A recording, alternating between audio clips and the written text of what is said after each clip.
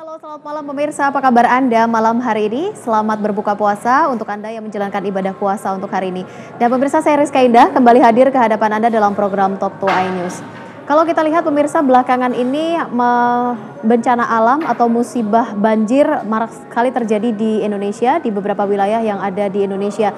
Kita masih ingat bahwa beberapa pekan lalu diramaikan di media terkait dengan banjir rob yang melanda wilayah DKI Jakarta. Dan ternyata tidak hanya di DKI Jakarta, banjir rob juga menimpa warga yang berada di beberapa daerah yang ada di Indonesia.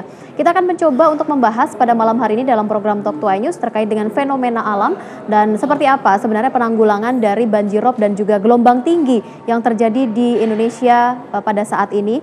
Namun seperti biasa, kami akan memberikan informasi terlebih dahulu kepada Anda seputar peristiwa yang terjadi sepanjang hari ini. Kita akan awali peristiwa dari Sumatera Utara terkait dengan petugas patroli Bea dan Cukai Teluk Nibung, Tanjung Balai, Sumatera Utara yang mengamankan 40 lebih tenaga kerja Indonesia ilegal dari Malaysia ke Indonesia di perairan Sei Sembilang Asahan pada hari Jumat ini. Seluruh TKI tersebut didata dan juga diperiksa oleh petugas untuk menghindari adanya masuk narkoba ke wilayah Indonesia.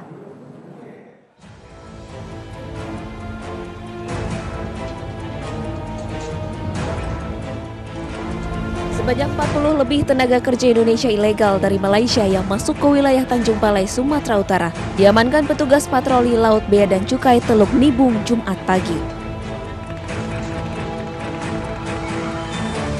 Petugas menangkap kapal yang berisi puluhan TKI tersebut di perairan Sungai Sembilang Asahan saat hendak masuk ke wilayah Tanjung Balai. Para TKI ini kemudian dibawa ke terminal pelabuhan Teluk Nibung Tanjung Balai untuk menjalani pemeriksaan, serta barang bawaannya dengan menggunakan mesin X-ray untuk mendeteksi barang ilegal seperti narkoba dan lainnya.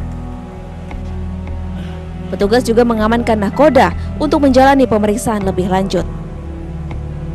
Menurut Fuad Fauzi, Kepala Kantor Bea Cukai Teluk Nibung, petugas terus melakukan patroli di perairan Asahan. Patroli yang di kapal kita nomor lambung 1508, patroli di perairan sekitar Asahan dan sekitarnya. Pada tadi pagi menemukan kapal yang bawa TKI ini. Kita diverifikasi, ternyata kapal langsung dari Malaysia. Dari Malaysia bawa TKI ilegal. Mereka kembali ke Indonesia dengan tanpa dilengkapi oleh dokumen keimigrasian. Jadi paspor mereka tidak ada. Petugas akan terus melakukan patroli rutin sepanjang wilayah Asahan dan Tanjung Balai, mengingat menjelang Idul Fitri, masuk TKI ilegal kian marak. Dari Tanjung Balai, Sumatera Utara, Ulir Amri memberitakan.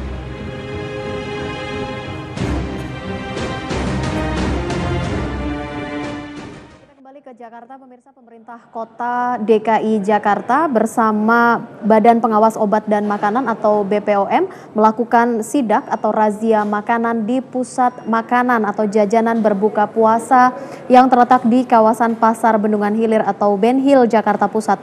13 jenis makanan takjil atau jajanan takjil ini diperiksa oleh petugas.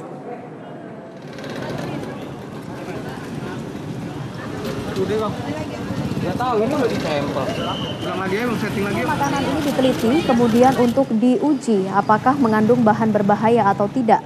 Wali Kota Jakarta Pusat Mangara Pardede juga datang ke lokasi untuk memantau hasil makanan yang disidak. Meski sudah ramai pembeli, tim gabungan terus membeli satu persatu sampel makanan yang dijual di pasar tersebut. Sebelumnya pemirsa, sebanyak 31 sampel makanan yang dibeli untuk diuji. Beberapa sampel yang diambil adalah untuk diuji seperti asinan, kerupuk, dan es campur. Dan hasil pemeriksaan ini tidak ada yang mengandung bahan kimia dan sudah dinyatakan aman.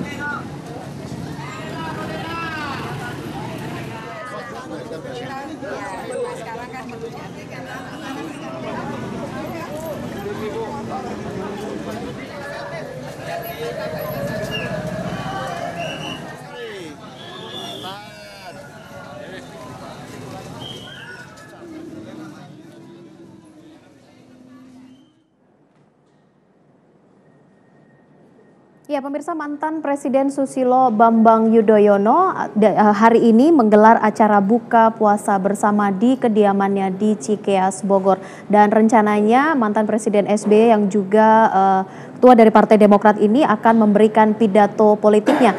Kita akan segera bergabung dengan rekan Riki Iskandar yang sudah berada di kediaman mantan Presiden Susilo Bambang Yudhoyono di Cikeas, Bogor, Jawa Barat. Riki. Baik Rizka dan juga pemirsa, saat ini Partai Demokrat telah menggelar acara buka puasa bersama dari jajaran seluruh Partai Demokrat. Namun dari hal ini tidak hanya buka puasa bersama, tapi juga ada refleksi Ramadan, maksud kami refleksi Ramadan yang dimana disampaikan oleh pidato dari Ketua Umum Partai Demokrat yakni Susilo Bambang Yudhoyono. Dan saat ini baru saja berlangsung pidato dari Ketua Umum Partai Demokrat yakni Susilo Bambang Yudhoyono. Dan mari kita saksikan dari pidato dari Ketua Umum Partai Demokrat tersebut. Rizka.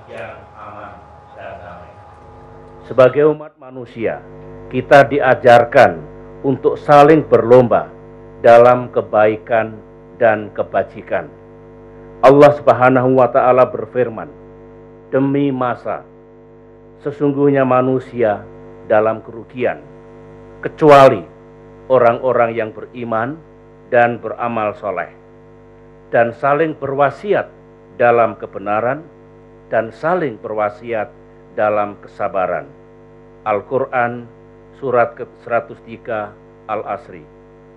Segaris dengan firman Allah ini adalah baik jika kita berbagi pandangan dan bahkan mengingatkan pihak-pihak tertentu sepanjang hal itu memiliki tujuan yang baik dan serta disampaikan dengan cara-cara yang baik pula. Dengan mukadimah tadi, pada kesempatan dan suasana yang baik ini, izinkan kami, Partai Demokrat, menyampaikan sebuah refleksi berkaitan dengan situasi kehidupan nasional saat ini. Refleksi ini kami sampaikan sebagai wujud kepedulian, kecintaan, dan tanggung jawab kami sebagai institusi yang diwajibkan untuk memahami perasaan dan aspirasi rakyat, dan bahkan kemudian ikut mewujudkan harapan dan aspirasi rakyat itu. Jika dalam refleksi ini kami menyampaikan pengamatan, koreksi, dan saran, hakikatnya hal-hal itu tertuju untuk kita semua, dari kita untuk kita. Demikianlah roh dan esensi demokrasi dan kehidupan bernegara yang kami pahami. Ya baik Rizka, memang saat ini telah berlangsung pidato atau refleksi Ramadan dari Ketua Umum Partai Demokrat yakni Susilo Bambang Yudhoyono. Dan memang dari refleksi Ramadan ini ditembakkan adalah situasi kehidupan nasional yang dimana menilai dari kepemerintahan saat ini yakni dipegang oleh Joko Widodo dan juga JK. Dan nantinya SBY juga akan menyampaikan, berdasarkan informasi yang kami dapat, maksud kami SBY akan menyampaikan nilai-nilai positif apa saja yang sudah dilakukan oleh pemerintahan saat ini dan juga nilai negatif dari pemerintahan saat ini. Dan nantinya nilai positif ataupun nilai negatif akan disampaikan kepada kepemerintahan saat ini. Rizka.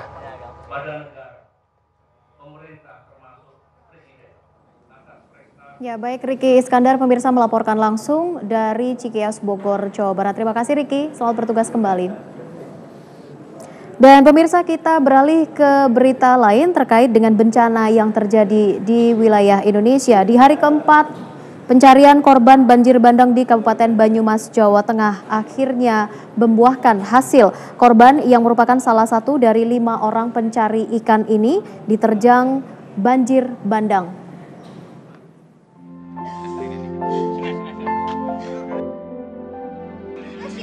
Tangis keluarga korban pecah saat jasad Sultoni, korban banjir bandang ini tiba di rumah duka di Desa Beji, Kecamatan Kedung Banteng, Kabupaten Banyumas, Jawa Tengah. Keluarga korban sepertinya masih belum percaya jika Sultoni akhirnya diketemukan dalam kondisi tak bernyawa. Jasad Sultoni diketemukan di sekitar Bendung Gerak Sungai Serayu atau kurang lebih 30 km dari lokasi korban hanyut.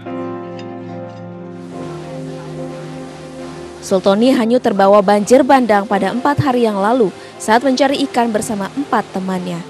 Banjir bandang ini menyeret 5 pencari ikan yang saat itu sedang mencari ikan di Sungai Pelus, Kabupaten Banyumas.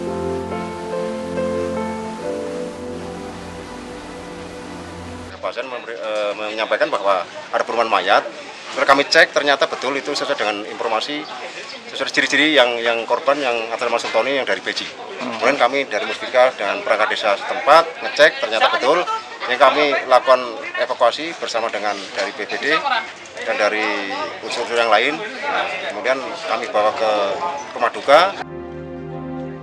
Jasad Sultoni akhirnya diketemukan tersangkut di pintu bendung gerak Sungai Serayu oleh petugas jaga pintu bendungan. Setelah dilakukan pemeriksaan dan disolati, jasad korban langsung dimakamkan tak jauh dari rumah duka. Dari Banyumas, Jawa Tengah, Sultan Saladin memberitakan.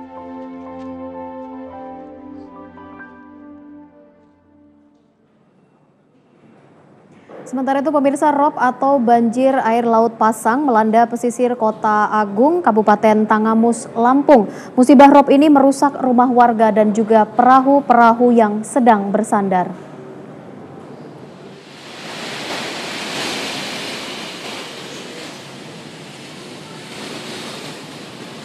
Tidak ada korban jiwa akibat kejadian ini, namun 8 rumah warga yang terkena banjir rob rusak parah dan tidak bisa ditempati.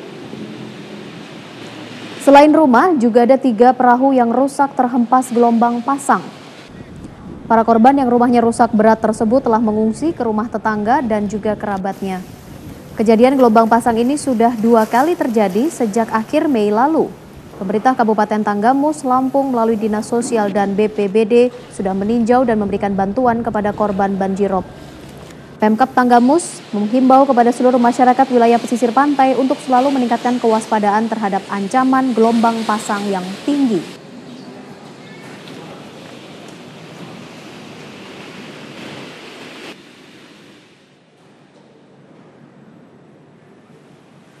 Dan pemirsa, sesaat lagi kita akan kembali di Talk 2 News dengan perbincangan terkait dengan ancaman banjir rob. Jangan kemana-mana.